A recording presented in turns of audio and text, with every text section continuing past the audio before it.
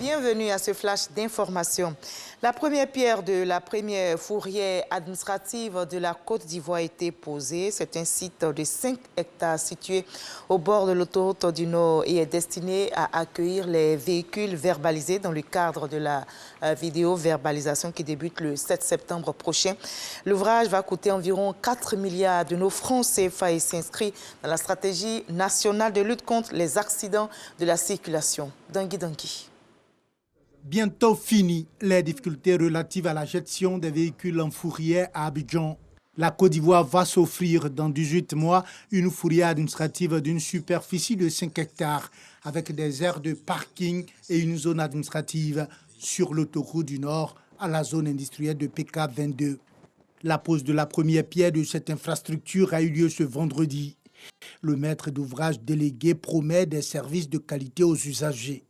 Ce site sera adossé à d'autres sites tampons situés à l'intérieur de la ville d'Abidjan, de façon à ce que nous faisons passer de 5 hectares à environ 10 hectares la capacité de stationnement. La construction de cette fourrière administrative destinée à accueillir, entre autres, des véhicules verbalisés dans le cadre de la visio-verbalisation est plutôt bien accueillie par de nombreux transporteurs. Les fourrières aujourd'hui sont des fourrières qui exposent les véhicules aux intempéries.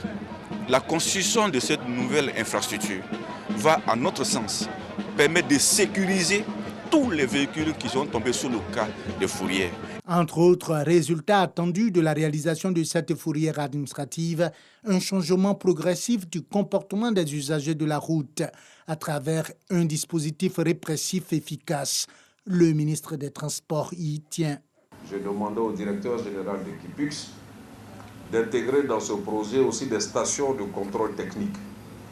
Parce que tous ceux qu'on prendra qui n'ont pas le contrôle technique et qui seront amenés ici devront avoir leur contrôle technique sur le site avant de sortir.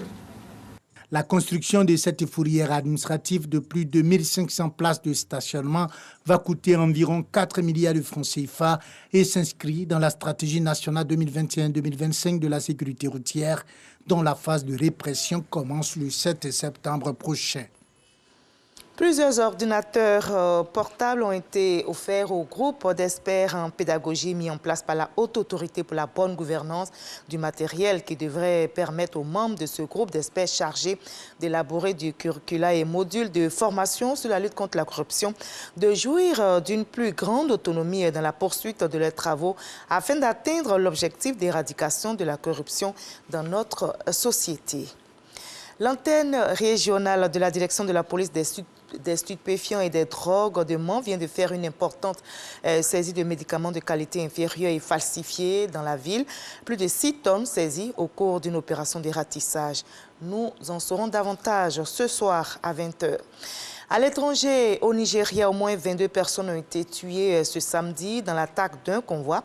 Il s'agit d'un convoi de pèlerins musulmans. L'attaque a été perpétrée par un groupe d'assaillants dans l'état du Plateau, situé dans le centre du Nigeria. On déplore également 14 personnes blessées. Les forces de l'ordre ratissent actuellement le secteur pour mettre la main sur les assaillants.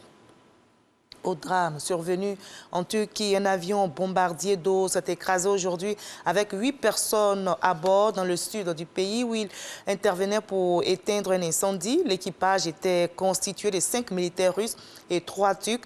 Un grand nombre de sécuristes ont été dépêchés sur le site du crash. Cet accident accable un peu plus la Turquie, pays frappé le mois dernier par des incendies meurtriers dans le sud, puis cette semaine par des inondations qui ont fait plus de 50 morts dans le Nord, selon un nouveau bilan provisoire publié ce samedi.